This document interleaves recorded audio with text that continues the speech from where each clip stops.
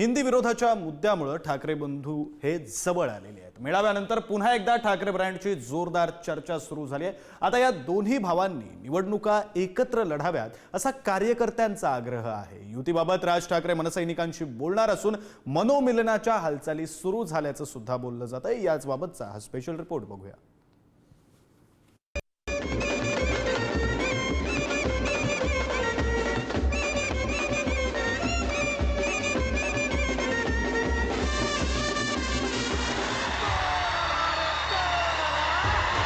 हिंदी भाषा सक्तीच्या निमित्तानं 20 वर्षांनी राज आणि उद्धव ठाकरे एकत्र आले। ठाकरे बंधूंची ही एकी आता निवडणुकीतही दिसणार का हा प्रश्न उपस्थित होतोय। राज आणि उद्धव ठाकरे एकत्र आल्यानं मनसैनिक आणि शिवसैनिकांमध्ये उत्साह संचारलाय। त्यामुळे दोन्ही भावांनी निवडणुका एकत्र लढाव्यात असा कार्यकर्त्यांचा आग्रह आहे। हा मराठी भाषा अस्मितेपुरता मर्यादित राहणार आहे की यापुढे राजकीय युतीसाठी तुमच्याकडून शेवटी महाराष्ट्रामध्ये मराठी ही राज्यभाषा आहेच। त्याच्यामुळे त्या भाषेसाठी जे जे करण्याची गरज लागेल महाराष्ट्रासाठी ते आम्ही करू। उद्धवजी ठाकरेंना आता ना घरका ना घाटका होणार आहे, कारण काँग्रेसची भूमिका स्पष्ट नाही। काँग्रेस त्या विजयी मेळाव्याला आलं नाही। काँग्रेसनं आपली वेगळी चूल मांडलेली आहे। अमराठी मतदान पण त्यांना हवंय, त्याच्यामुळे या विषयावर ते तटस्थपणे पाहतायत आणि उद्या उद्धवजी ठाकरे साहेबांसोबत या ठिकाणी जातील की नाही काँग्रेस, मला शंका आहे। कारण स्वबळाची भाषा काँग्रेस आयची सुरू झाली, त्याच्यामुळे उद्धवजींचं बा तो बा गेला आणि बोंबालताना हात गेला अशी परिस्थिती होणार आहे। विधानसभेत हार पत्करावी लागलेल्या उभाठाला आता मनसेने समावेत घेण्याची आस लागली आहे। हिंदुत्वाच्या मोठ्या अजेंड्याचा प्रसार करणाऱ्या भाजपवर भाषिक आणि प्रादेशिक ऐक्यानं मात करता येईल असं ठाकरेंच्या शिवसेनेचं मत आहे। त्यामुळे ठाकरे बंधू एकत्र आल्यास नवी राजकीय शक्ती निर्माण होऊ शकते असं बोललं जातंय।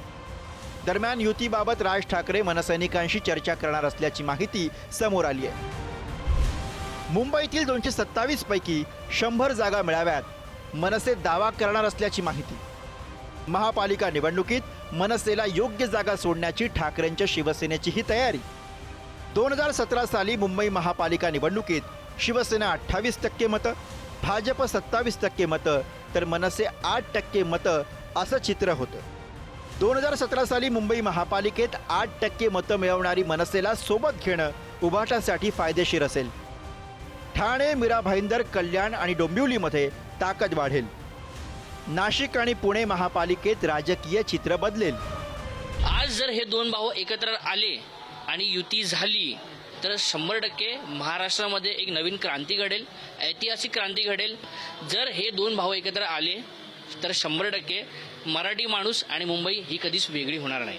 जी मनसे आणि शिवसेना एकत्र झाली आहे ती बघायला गेलं तर पूर्ण मराठी माणसाचा आवाज आहे जे, आणि येणाऱ्या इलेक्शनच्या काळामध्ये हे मराठी माणूस दाखवून देईल की मराठी आवाज मुंबईमध्ये कोणाचा आहे, महाराष्ट्रामध्ये कोणाचा आहे। दोन्ही ठाकरे बंधूंचे जे आमचे शिवसेना पक्ष असेल किंवा मनसे पक्ष असतील, या दोघांच्या वेगवेगळ्या लढण्यामुळे मराठी मतांमध्ये विभाजन होत आहे आणि ह्याचाच फायदा कुठेतरी विरोधी पक्षाला म्हणजे भाजप सारख्या पक्षांना होत आहे। हे दोन्ही पक्षांचा जर तुम्ही अजेंडा बघितला तर हा मराठीचा अजेंडा आहे। दोन्ही पक्षांची निर्मिती मराठीसाठी झाली आहे। हिंदुत्व आमचा श्वास आहे। त्यामुळे हे एकत्र होऊन ह्या दोन्ही गोष्टी या सक्षमपणे देशाच्या पातळीवर किंवा राज्याच्या पातळीवर उत्तमपणे मांडू शकतात। दोन्ही नेते तसे तोला मुलाचे आहेत। उद्धव ठाकरेंनी मनसेसोबत युती करण्याचे स्पष्ट संकेत मेळाव्यातनं दिलेत, पण राज ठाकरे यांनी मात्र एकत्र निवडणुका लढण्यासंदर्भात कोणतंही भाष्य केलेलं नाही।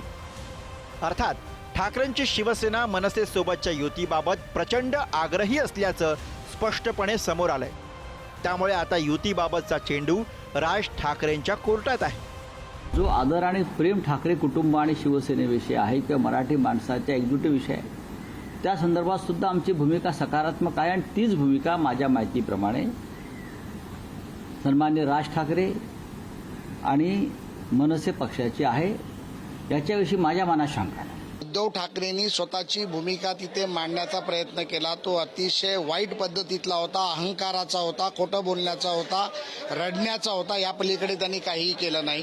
त्यामुळे उद्धव ठाकरेंनी मराठीचा महाराष्ट्राचा बोलूच नये. म्हणजे महापालिकेचा आणि मला सत्ता मिळवण्याचा होता. राज ठाकरेंचा कुठलाही अवाक शब्द अजून आलेला नाही. त्यामुळे राजसाहेब काय भूमिका घेतात याकडे सगळ्यांचं लक्ष आहे.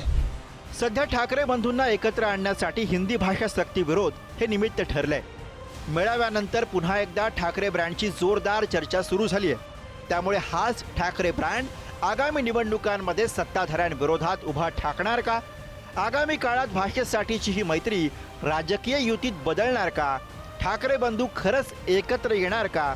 आल्यावर राजकारण कसं बदलणार याकडे राज्याचं लक्ष असेल. ब्युरो रिपोर्ट, पुढारी न्यूज.